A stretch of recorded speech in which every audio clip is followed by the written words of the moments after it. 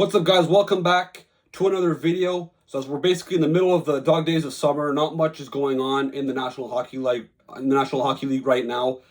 Last video I made was on the top 10 teams that have the best chance at winning the Stanley Cup in 2026. And today I thought I would do my projected bottom 10 teams and also the teams that have the best, in order of which teams I think has the best chance of finishing last and potentially having the best odds of drafting Gavin Mckenna, who's, as we all know, is probably the best prospect we've seen in the National Hockey League probably since Connor McDavid. So what we're going to do, we're going to start from 1 to 10 instead of going from 10 to 1 because I think it's pretty obvious who the top 3 teams is going to be. It might be in a different order than most people would have them, but I think the bottom 3 is pretty consensus according to most. But then as we keep going on this list, it's going to get a bit spicier. So I think this is how we're going to go 1 to 10. Starting ourselves out at number 1, I got the Chicago Blackhawks. They obviously been in a rebuild for the last few years. They drafted Connor Bedard, and they were hoping that would be like the big stepping stone for them in order to take their team to the next level and hopefully start progressing. Unfortunately, the last 2 years have been pretty tough to watch.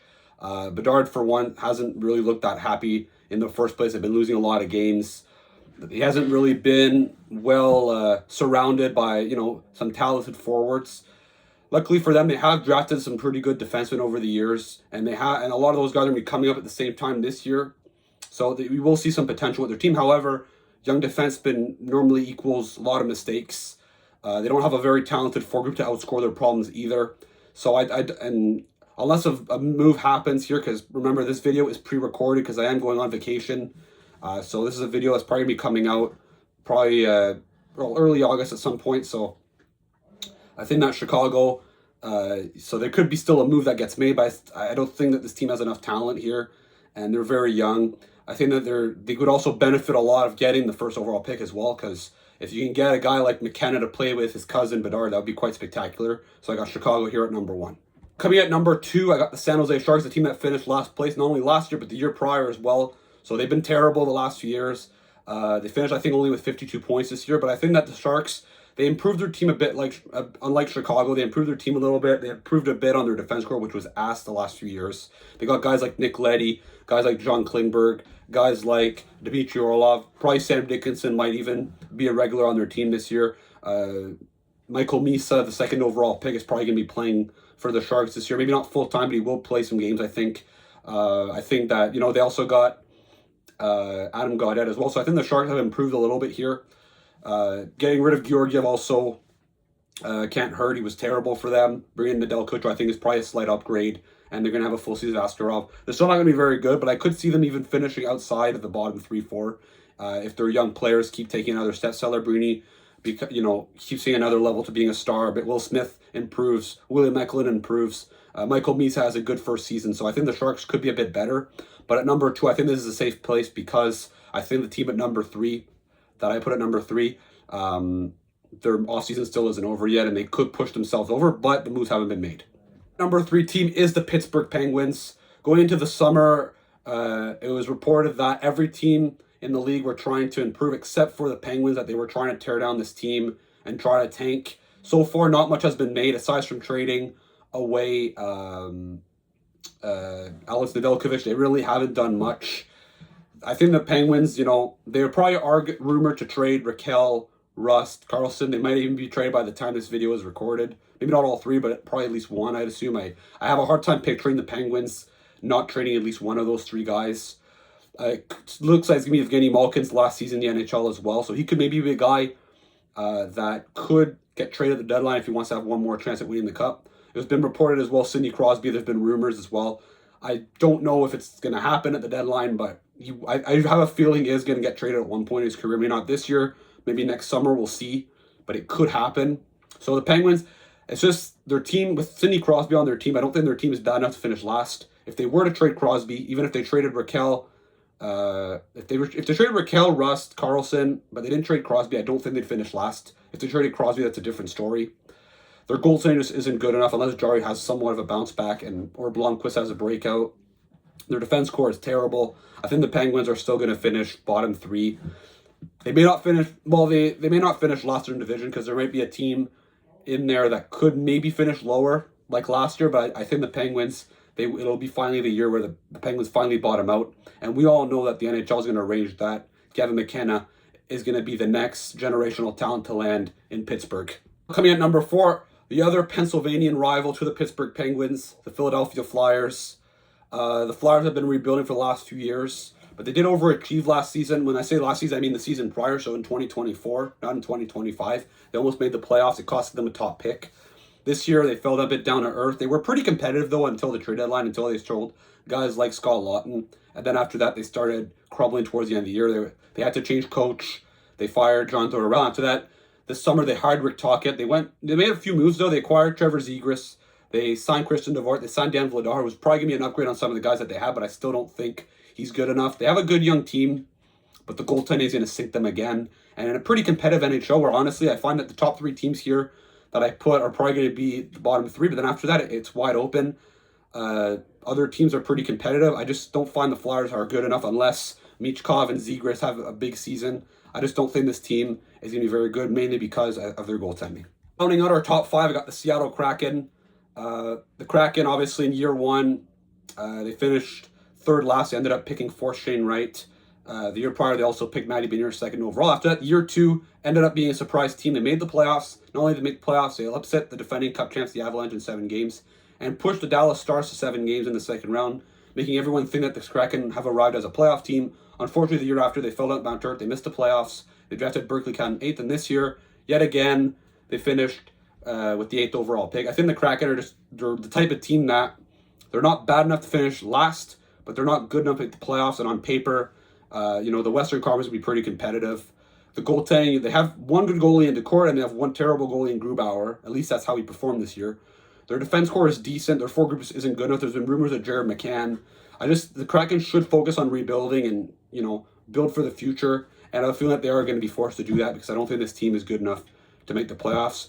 They seem to be wanting to be competitive this year, but if they come out stumbling out of the gate, they're probably going to be forced to sell. I think that's actually what I think that's going to happen with a lot of teams right now, because I think a lot of teams are trying to be competitive, but there will be some teams that stumble out of the gate and then will be forced to sell. And after that, they're going to be crumbling down to the standings. Coming at number 6, and this pained me to say that because I don't think this team's on paper is this bad of a roster, but I have a feeling they're going to finish yet again this low. The Buffalo Sabres, 14 years out of the playoffs. They have some good young players, but it's not clicking. They were forced to trade JJ Peterka for Michael Kessering, and I like Michael Kessering a lot, but I just for JJ Peterka got 68 points, who's younger, not the greatest return. They also got Josh Doan as well, but again, I don't think the value corresponds with what Peterka is and is still getting better. It's just a message it sends to the room. You're trading one of your better forwards. Yes, you're improving on D, but this is a team that I think is overrated a bit offensively. I don't find their forward group is necessarily that great. They have Thompson, they have Tuck, but these aren't necessarily... Well, Thompson I think is a star, but Tuck I don't think should be your second best forward on a legit team. I just the goaltending, younger goalies, inconsistency. Their defense core isn't very good defensively. Offensively, they can be pretty good, but I just don't like the mix of having 3 offensive left-handed defensemen. It's just the mix isn't good. Could this team surprise? Absolutely. This team is most likely not going to finish 6th last. At least I would hope. But it's just a feeling I have right now because I just can't trust Buffalo after what I've seen the last few years. At number 7, a team that really badly disappointed last season after being declared the winners of the offseason in 2024, the Nashville Predators, who finished 3rd last overall. I don't think the Predators are as bad as their record showed. I think that Saros can be better. Brady Shea was absolutely terrible. Roman Josi wasn't in great shape. I think it was some sort of with his... I don't remember exactly what he has, but hopefully he can be recovered from that. Stamkos, Marchessault were disappointing. Forsberg had a bit of a down year. I think the Predators everything went wrong. Their analytics were actually pretty decent, suggesting that they are better. However, they are an older team. They aren't very fast. They don't have a lot of depth, especially down the middle. They're very, very weak. On the right side of their defense core isn't very strong either. This is in a very competitive Central Division where you have teams like Colorado, Dallas, Winnipeg, Utah, St. Louis, Minnesota that, in my opinion, are all better than the Predators. It leaves them at 7th in the division, and honestly, the Western Conference is pretty competitive as well. I only see San Jose, Chicago, and Seattle finishing lower right now. So, Nashville they could be a bit better than 7th last. They may not even finish bottom 10. There is a possibility that they could overachieve like they did 2 years ago. But I just don't find this team is built the way that they were, where they were they had an identity. They were a physical team, hardworking team. Now they aren't really. They were fast as well. Now they lost some speed. I think the Predators are going to struggle yet again, and a team that should realize that a rebuild is necessary at this point. Coming in at number 8, I got the Calgary Flames, a team that almost made the playoffs last year. They lost to a tiebreaker with the St. Louis Blues. So that just shows they had more points than the Devils and the Canadiens, who had less points but playing in the Eastern Conference. So the Flames were pretty close. But there are a lot of things that suggest that this team is probably going to regress. I mean, Dustin Wolf was terrific. Don't get me wrong. I think he'll do well again. But the number 2 position, they let go of Vladar, who in my opinion is not my favorite, but I do think, is better than Ivan Prosvetov, who they signed. That's, an unproven goaltender. Their defense core, they still have relatively the same team, but there's rumors with Rasmus Andersson. We'll see what happens. He's in his last year of his contract. He could be a guy that they trade if the Flames stumble out of the gate. Nazem Kadri has been rumors. I don't think it's going to happen this summer, but he could be a guy on the move. This team just offensively isn't good enough. I think they finished like 3rd last in goals for per game. So it's just unsustainable to think that this team can yet again make the playoffs, because let's be honest, if Dustin Wolf wasn't a Calder finalist, I don't think the Flames would have had enough firepower in order to make the playoffs, and I think that they're closer to being a bottom 10 team than they are for making the playoffs. Now coming at number 9, a team that everyone, including myself, thought would make the playoffs last year, but they ended up being a disappointment and they ended up crumbling around the trade deadline, the Boston Bruins. Obviously, they had playoff aspirations, but Jeremy Swayman, his contract negotiations, basically, while he missed the entire training camp, he wasn't really ready to go for the season. He had a pretty tough start as a result. Korpisalo was there as well. He wasn't necessarily that much better. The defense core, they had some big injuries to Charlie McAvoy and Elias Lindholm. And Hampus Lindholm, not Elias Lindholm. But Elias Lindholm was their big free agency acquisition. Disappointed big time. They still got a great season out of David Pastrnak. And Morengiki was pretty surprising. However, the Bruins, who were kind of in the mix until their trade line, decided to pull the plug on their season because they knew that if they were to make the playoffs, they wouldn't be much of a threat to do anything. They traded Marchand, their captain. They traded Charlie Coyle. They traded Brendan Carlo. And they basically threw the towel on the season. This summer, they haven't done much. They got Tanner Jeannot, they got Victor Arvidsson, they got Sean Corrali, but no players that are going to really move the needle. I mean, they're basically relying on a Swayman bounce back, their defense core to be healthy, and Pastrnak to yet again carry their offense, because let's be honest, no one else on that team is going to score much.